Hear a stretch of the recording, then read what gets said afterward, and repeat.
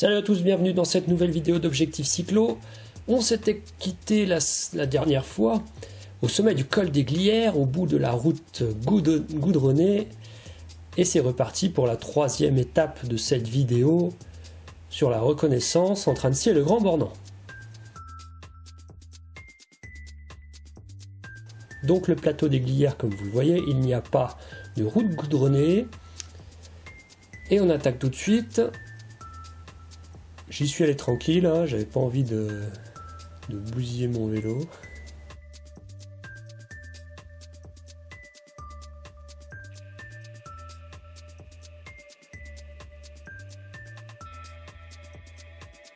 Alors la première partie de ce passage non goudronné est un faux plat descendant, avec, vous le voyez, quelques trous. Je ne sais pas comment ce sera le 8 juillet prochain, mais peut-être qu'ils auront bouché les trous, mais c'est loin d'être sûr, puisque le plateau des Glières est un lieu classé, un lieu historique classé, et il est probable qu'il n'y fasse que très peu de travaux.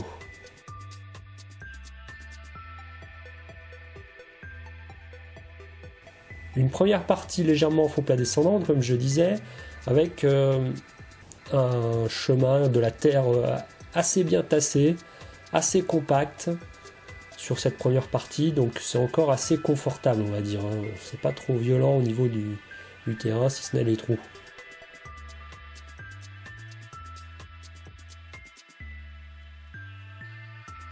Et là, on tourne à gauche, et quand on tourne à gauche, on peut dire que ça se gâte carrément. Le chemin est recouvert de gros graviers, ça descend un petit peu plus en plus. Vous voyez que ça accélère. Alors, au début, je freinais, mais j'en ai eu marre de freiner, donc ça va prendre un peu de vitesse. Et c'est vraiment du gros gravier, donc il faut vraiment tenir le guidon pour pas finir par terre.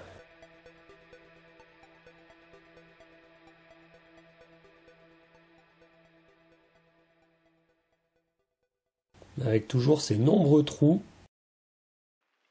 Alors quand on est tout seul, c'est parfait, on peut choisir un peu sa trajectoire. Si vous êtes en groupe le jour de le 8 juillet, eh ben, vous risquez de subir un petit peu les trajectoires, et faites gaffe quand même, parce que si vous êtes derrière ou au plein milieu d'un groupe et que vous n'avez pas le choix de votre trajectoire, bah, ce serait dommage de se retrouver dans un trou, parce qu'ils sont quand même assez profonds, hein. Il y en a, c'est facile, 10 cm de profond.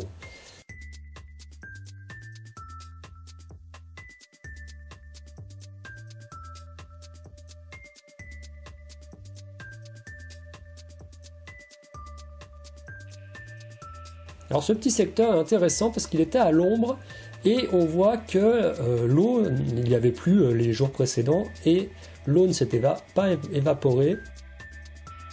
Et ça nous donne un aperçu de ce que sera l'état du chemin s'il pleut ce jour-là. Il faut vraiment espérer qu'il ne pleuve pas, parce que ce sera vraiment une catastrophe. Il y a déjà suffisamment de raisons de crever. Mais si en plus il pleut, ça va être un petit enfer.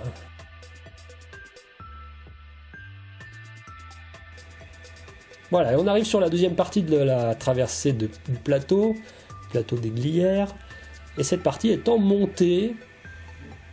Alors au début c'est assez facile, même si c'est sur un terrain un peu pourri, c'est assez facile, mais ça va vite s'accentuer vers les 6% environ.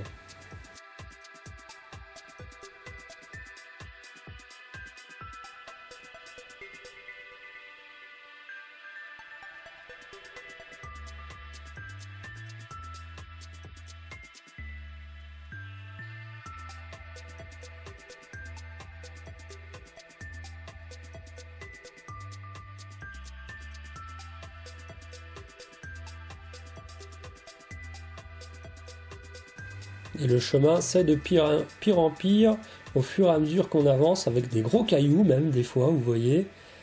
Bon, les trous, il y en a, des gros cailloux, du gravier, de la terre, des monstrueux trous.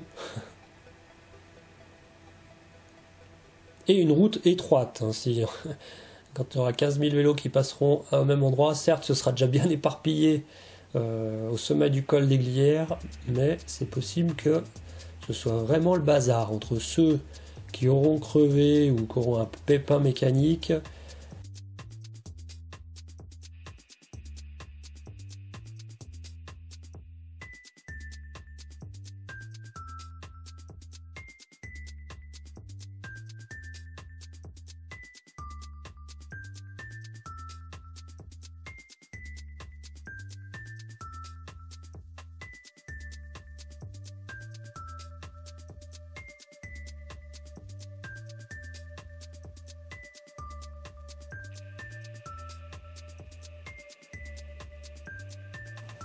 Cette traversée du plateau des Glières, je vous la mets en intégralité à vitesse réelle pour que vous puissiez vous rendre compte exactement de ce qui vous attend. C'est vrai que j'aurais pu l'accélérer, mais je pense que c'est intéressant pour une reconnaissance de vraiment reconnaître ce qu'il va y avoir, quoi, que vous soyez averti de ce qui va se passer avec ces magnifiques trous. Et on arrive sur un passage où ça se raplanit avant une nouvelle côte. Une côte plus sérieuse, comme je disais tout à l'heure, qui sera autour des 6-8%. Alors 6-8%, ça va, ça se passe pas trop mal, sauf que là, le terrain est vraiment pourri. Ça rend vraiment pas. Vous mettez en danseuse, vous patinez.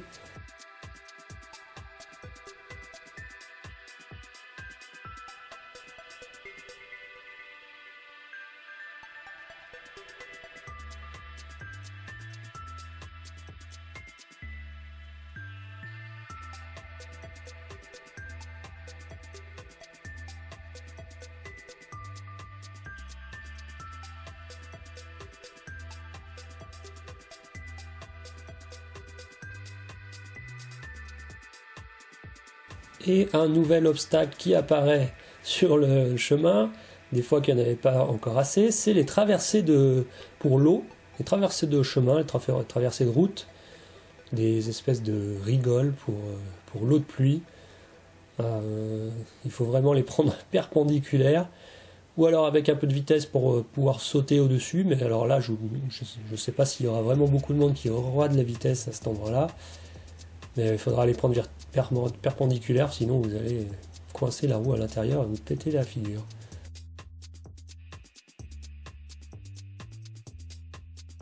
Là, c'est le passage le plus dur, hein. C'est autour des 8% à cet endroit-là, sur cette traversée. On voit à gauche le monument des Glières, vous l'avez peut-être déjà vu à la télé.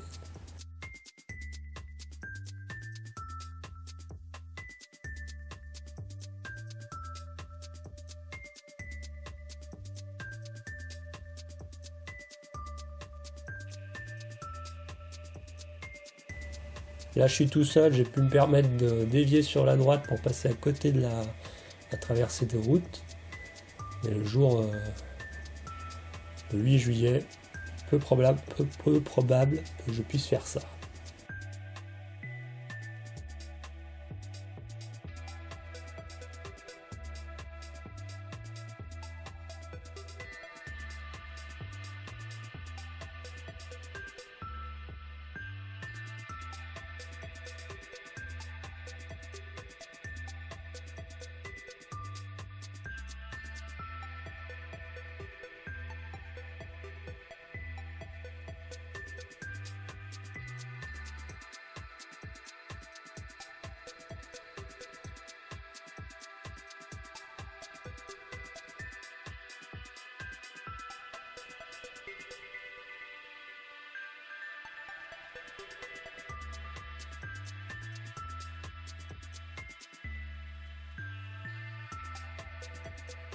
Et la dernière montée sur cette portion montante, la dernière partie, là aussi à près de 8%, sur un chemin vraiment sur des graviers. Ça c'est du gravier, là c'est même pas de la terre tassée, c'est du gravier, c'est vraiment très peu confortable. Des gros cailloux.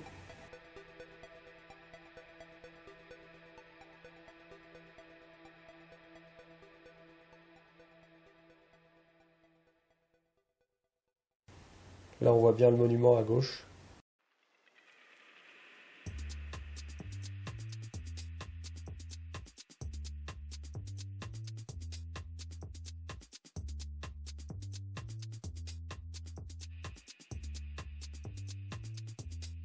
Donc ce ne sera pas forcément une partie de plaisir cette traversée. Après le col des Glières avec ses grandes rampes à 17%, la traversée dans la terre et les cailloux, ce sera vraiment délicat.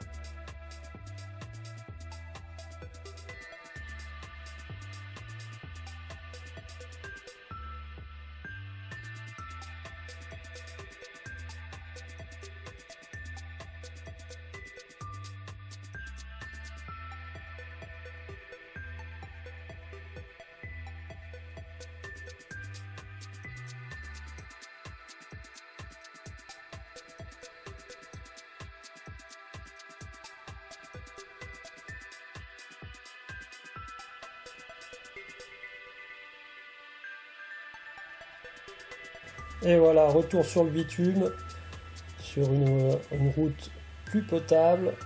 Et c'est parti pour la descente. La descente, la première partie, c'est très facile, c'est tout droit.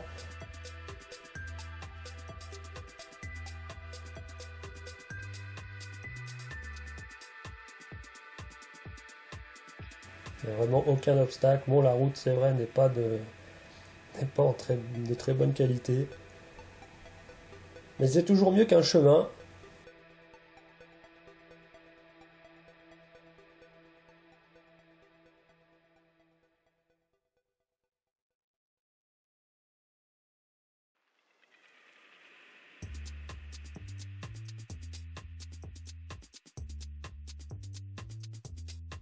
Donc la première partie de la descente, comme je le disais, qui est vraiment, c'est vraiment tout droit. Il y a très peu de virages, vraiment des grandes courbes. Là, il n'y a pas besoin de freiner, il n'y aura pas besoin de freiner jusqu'à, vous verrez en bas de cette première partie, une petite rampe qu'il faudra encore grimper.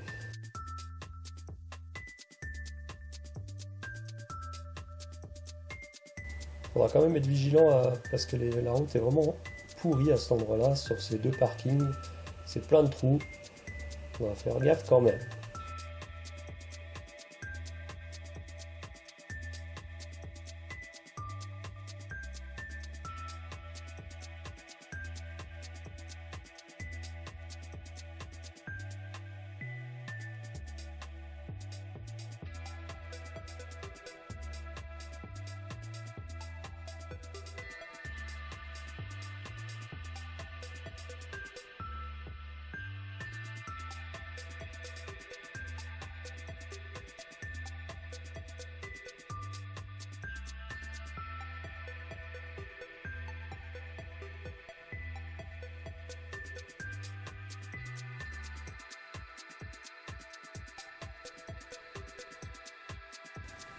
Dans cette première partie, ça descend pas toujours franco.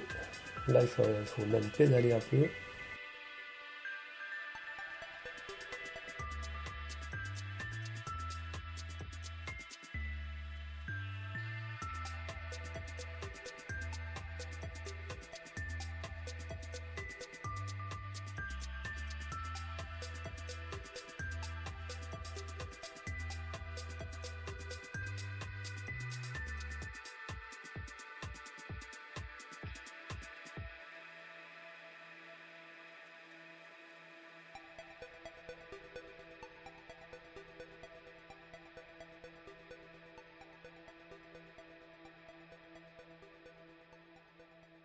Quelques courbes, comme je le disais, mais vraiment rien de difficile. Ça se passe vraiment sans freiner. En tout cas dans cette première partie, parce qu'après ce sera autre chose.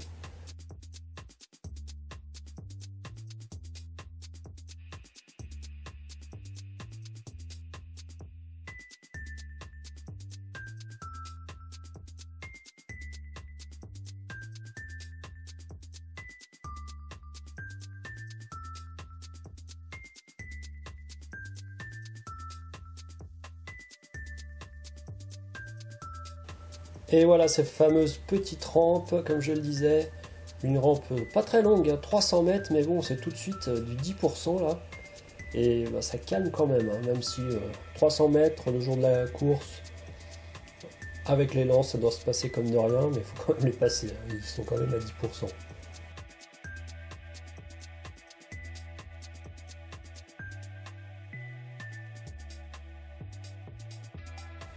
On accélère un petit peu l'image.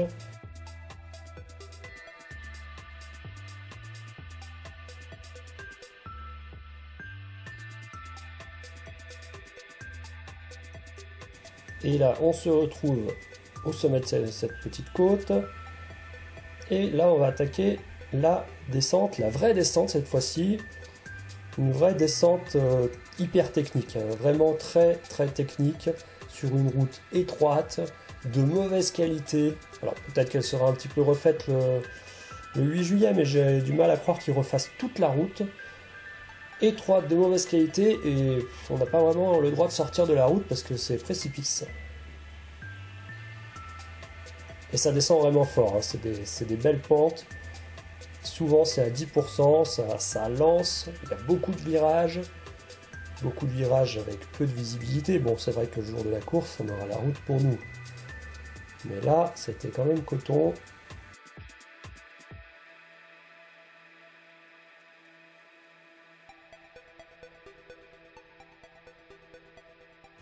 D'ailleurs, pour croiser, c'était vraiment pas toujours évident.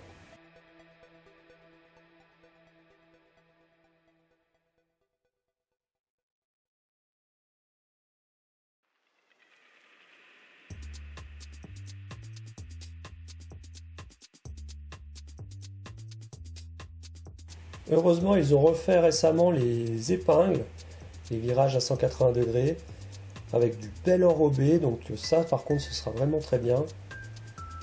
Ce sera un petit côté pratique, parce que le reste de la route c'est vraiment l'enfer, hein. Et en plus ce jour-là, vous voyez, on avait le soleil en plein visage, le soleil très bas, qui faisait des ombres sur la route, et on ne savait pas trop si c'était des trous, ou si c'était juste l'ombre, donc on est resté assez prudent.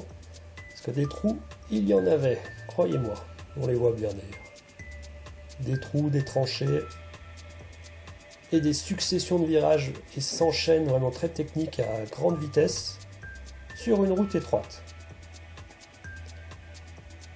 Voilà, je vous laisse apprécier la descente, à vitesse réelle, puisque c'est quand même plus facile de reconnaître à vitesse réelle, pour les descentes en tout cas.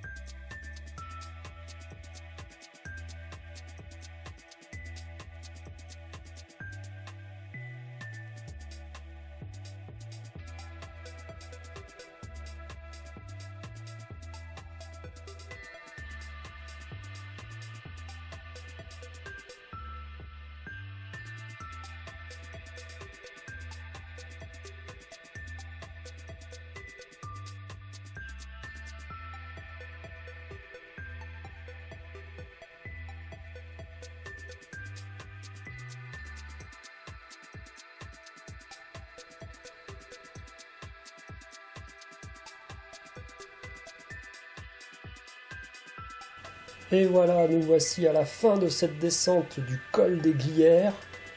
7 km de descente à 8% de moyenne, une descente vraiment technique. Et ensuite s'ensuit 4 km de faux plat descendant que je vous passe en accéléré parce que c'est vraiment pas grand chose à voir.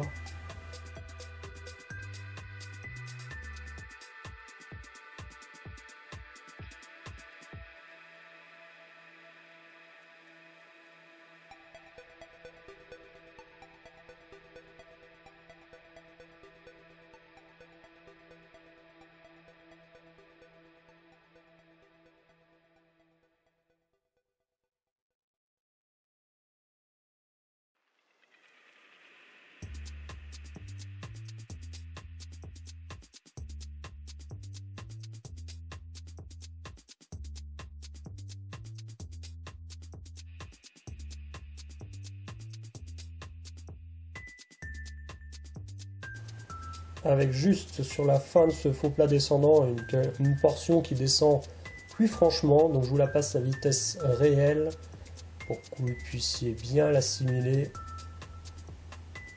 Une route bien meilleure que la descente du col des Glières, assez large.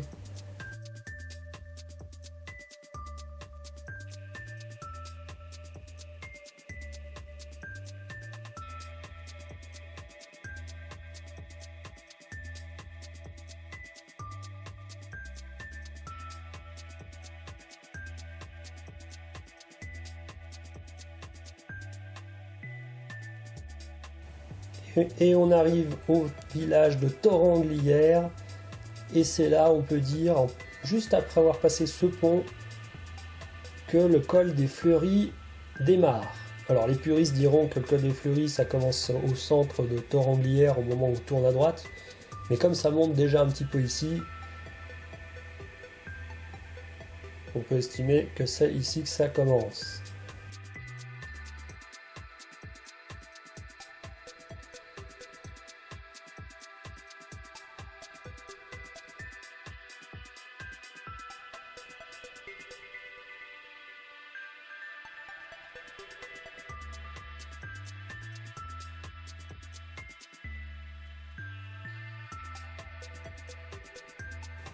Une montée assez facile, le col des Fleuries. Ça dure 6 km et c'est à 5% et c'est hyper régulier. Vraiment très agréable, surtout après les rampes incroyables du col des Glières. Quand vous faites du 5%, bah ça vous paraît facile, je peux vous le dire.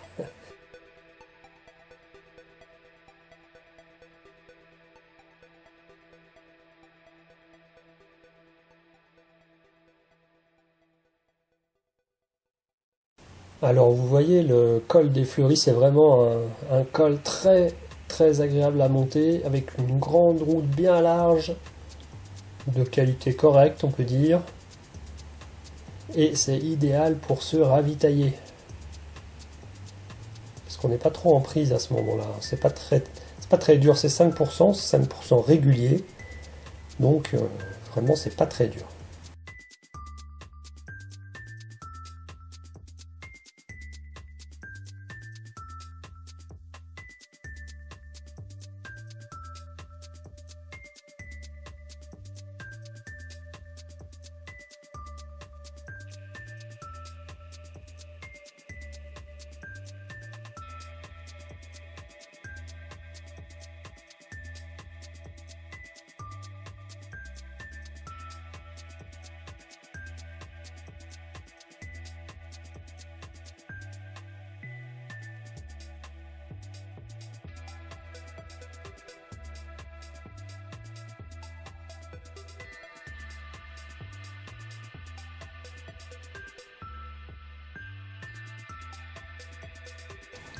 Et nous voici au sommet du col des Fleuries.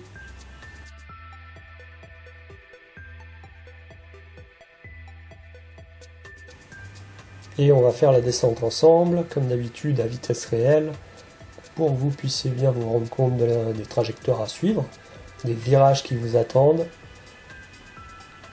Une belle descente sur une route bien large, de bonne qualité, certes, des fois, il y a des bouches d'égout, donc il faut quand même être vigilant, mais dans l'ensemble, elle est super agréable cette descente. Ceux qui font la Grand Beau au mois de juin la connaissent bien.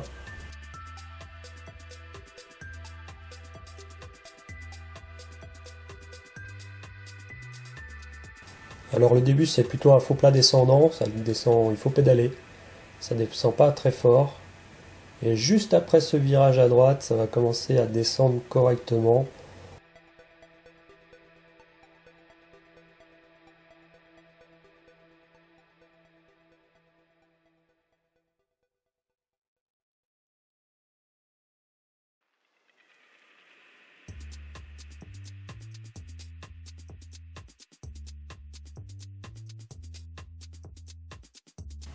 Des belles lignes droites sur cette première partie de descente où on peut pédaler si on le souhaite.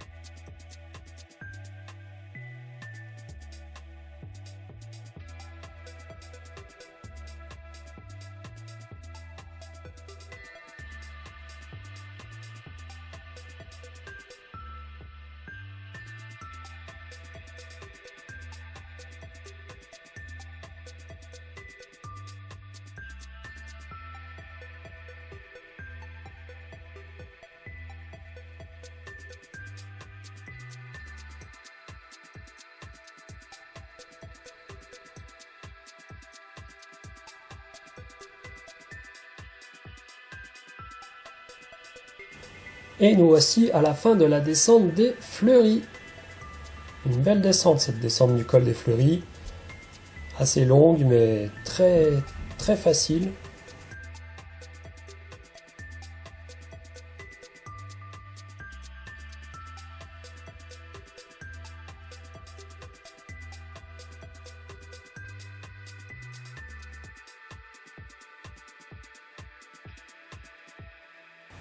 Et nous traversons le village de La Roche-sur-Foron. Pendant cette traversée, comme dans tous les villages, hein, attention aux ronds-points, aux terre-pleins centraux, aux dodanes.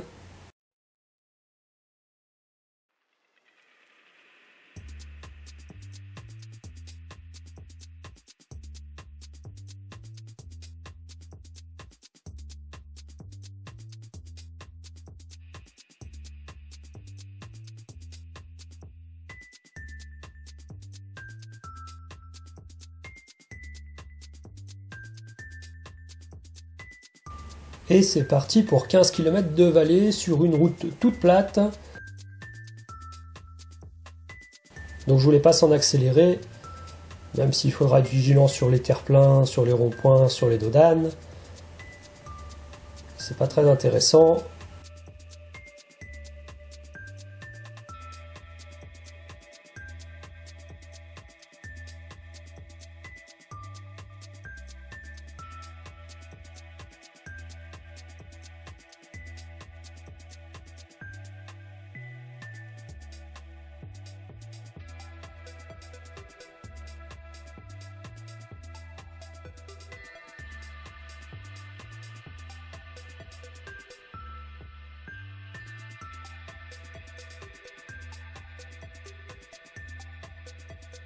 Alors comme c'est de la grande route et que j'ai pas envie de me faire shooter, je vous fais une partie de la reconnaissance de cette portion plate avec la voiture.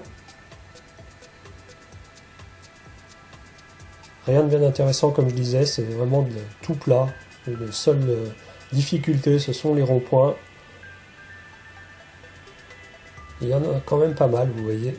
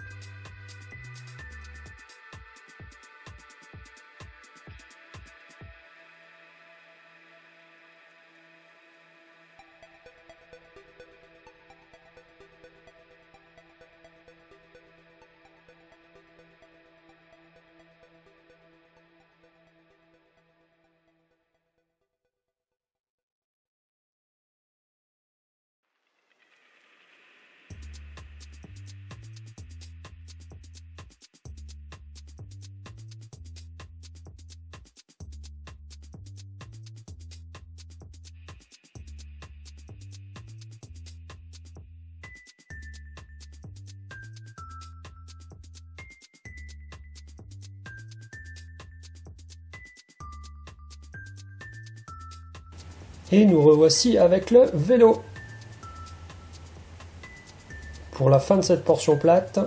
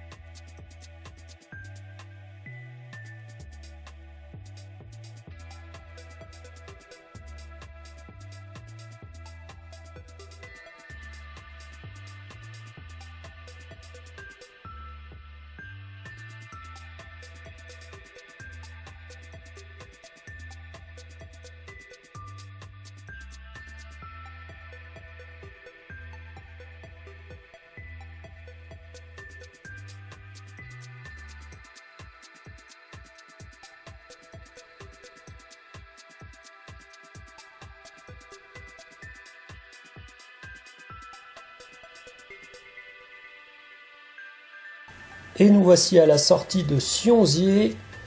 On va prendre à droite tout de suite à l'intersection et on va se retrouver un petit peu plus loin au bout du plat, au pied du col de Rome.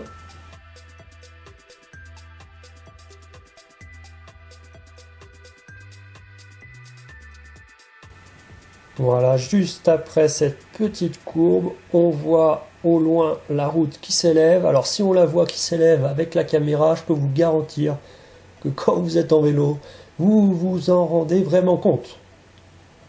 Ça s'élève vraiment franchement, d'un seul coup. On a fait 15 km de vallée, c'était facile, ça tournait bien, et là, bim, la première rampe, 11%, le premier kilomètre, ça ralentit franchement, ça calme, et ça ne fait que commencer.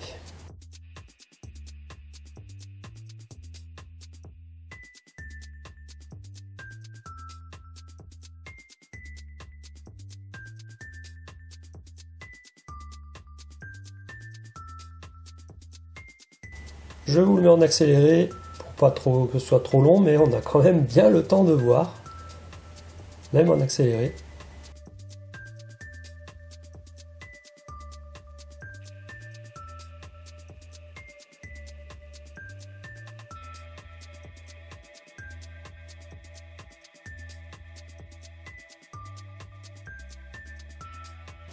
La première épingle qui est bien raide. Le compteur a indiqué 15% à ce moment-là. Et on arrive sur le deuxième kilomètre. Le deuxième kilomètre est à 10% de moyenne.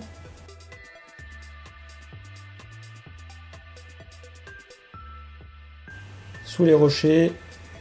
Pour ceux qui ont le vertige, il faut mieux pas regarder à droite parce que la route est juste en dessous. Hein, celle qu'on vient de faire est juste en dessous. Il y a un joli précipice.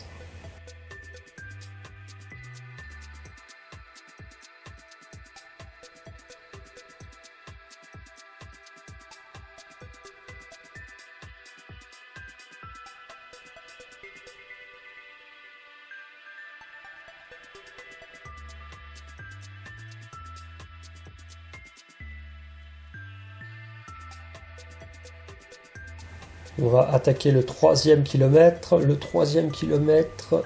du col de Rome à 9%.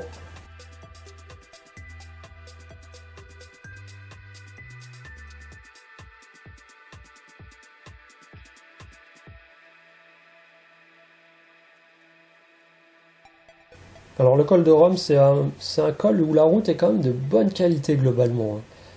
Par rapport au col des Glières qu'on aura fait juste avant, là la route est large, le bitume rend plutôt bien, mais c'est très dur.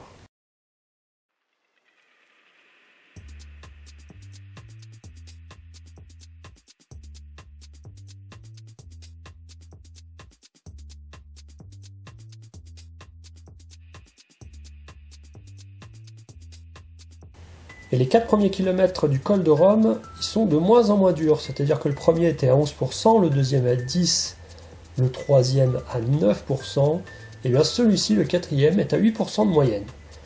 Et plus on va avancer dans ce quatrième kilomètre, plus ce sera relativement facile. On prend du plaisir dans cette première partie d'ascension, si ce n'est la première rampe qui est assez dure à se mettre dedans. Après, comme ça se raplanit petit à petit, on a l'impression que ça va de mieux en mieux et on apprécie vraiment.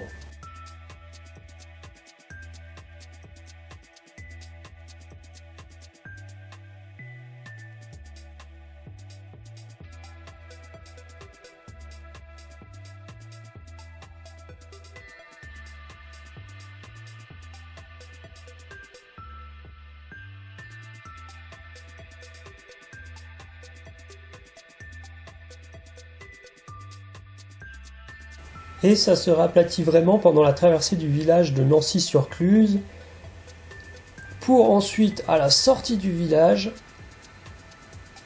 bim, repartir dans une pente vraiment très raide,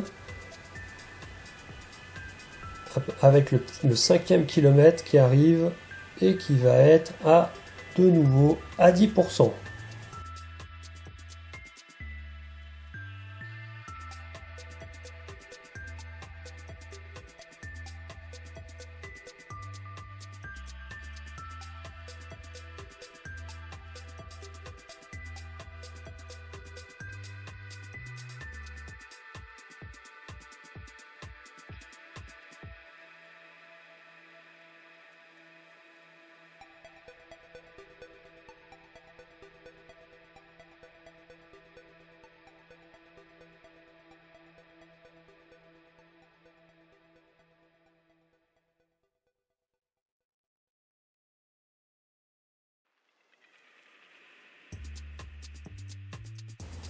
On arrive au 6e kilomètre. Le 6e kilomètre du col de Rome. Encore 8% de moyenne.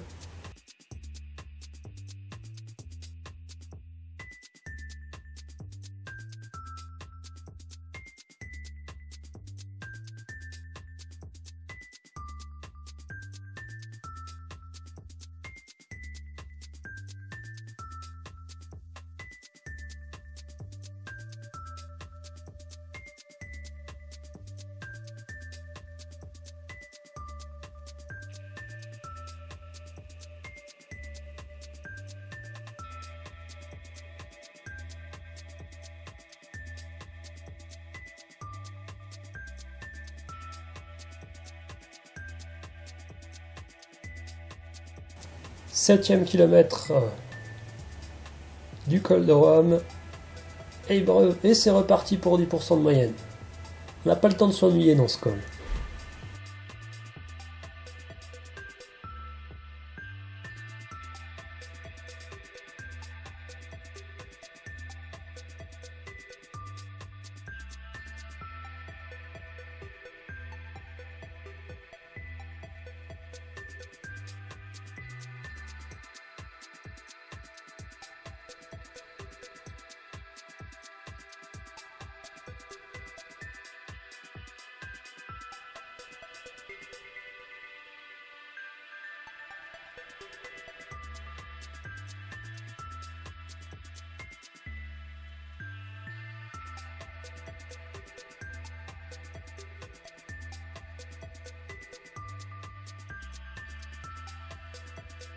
Et on arrive en vue du dernier kilomètre. Il reste 1 kilomètre à parcourir. Le dernier kilomètre est assez facile, 7% de moyenne, mais en réalité, la traversée du village de Rome est très plate avant l'arrivée au col de Rome. Et c'est 7% de moyenne, mais en fait, il y a encore des belles rampes pour arriver jusqu'au village de Rome.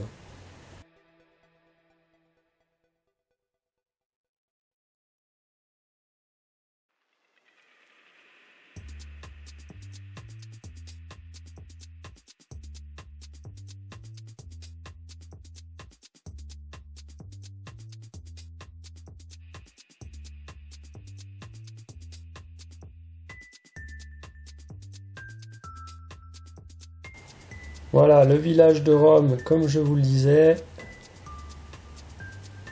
avec une portion beaucoup plus plate.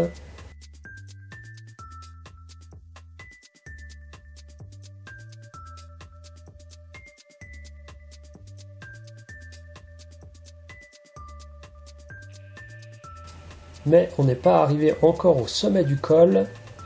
Il reste une dernière rampe.